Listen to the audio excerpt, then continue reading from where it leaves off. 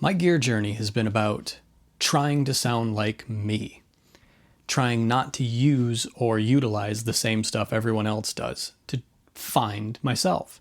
And every time I look for something that sounds different, I end up going further back in time with gear.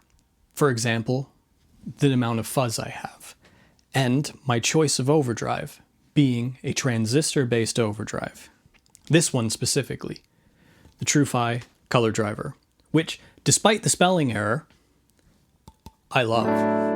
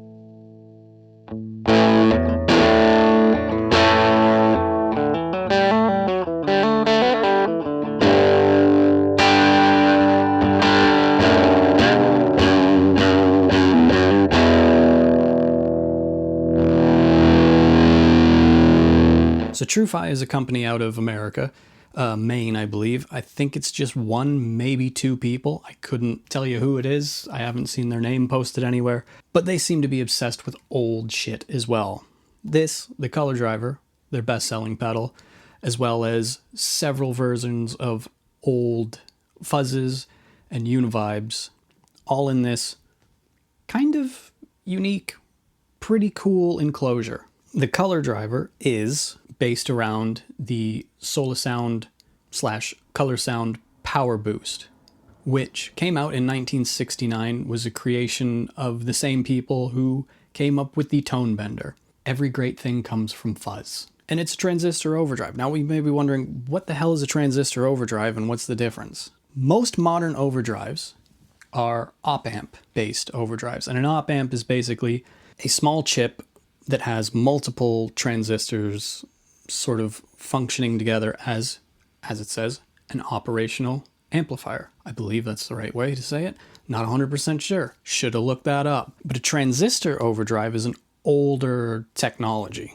It is a fuzz turn down, less gain. The power boost that this is based off originally came in 18 volt version, was used primarily as a way to not even overdrive, just boost your volume.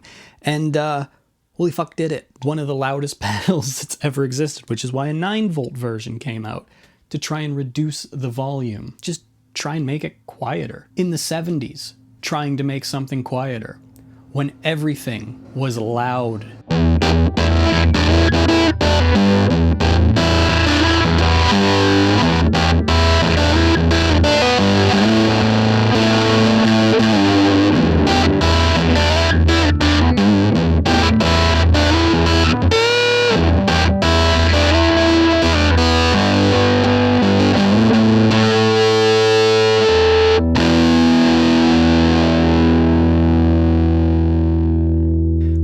Transistor overdrives is the sheer amount of versatility out of one of these.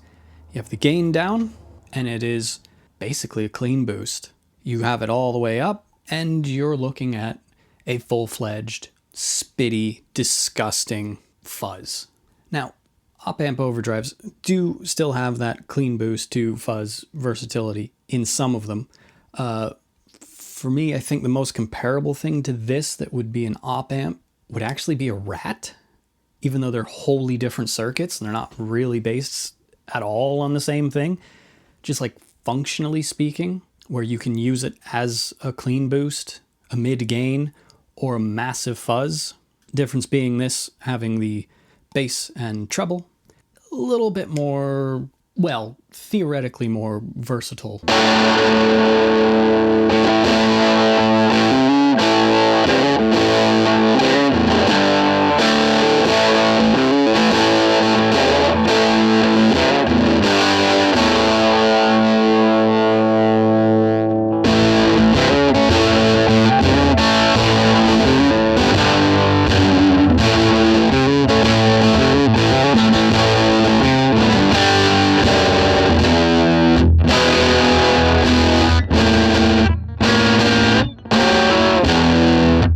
I choose a transistor overdrive over an op-amp overdrive.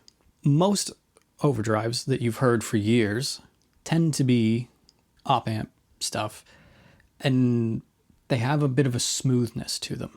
And when you've heard basically every flavor of overdrive, especially when you use it as like a mid-gain, I don't know if I'm sure it's not just me, but I hear gain staging and I'm like, they're all basically the same. At like, oh, that's low gain, they're all basically the same. That's mid gain, they're all basically the same. That's high gain, they're really all pretty much the same. That's just how clipping works. Things tend to sound the same. You get different EQ, but what matters is feel. Everything sounds great. Not everything feels great. Not to say op amps don't feel great. It's just when I heard this thing on that pedal show, which I'm sure is the first place most people have heard this thing, it blew me away with how different it sounded compared to anything else, including other transistor overdrives like the Boss Blues Driver, which I didn't realize was a transistor overdrive until today. Awesome. Cool. Also noted for being extremely versatile, that pedal. I guess it's a thing.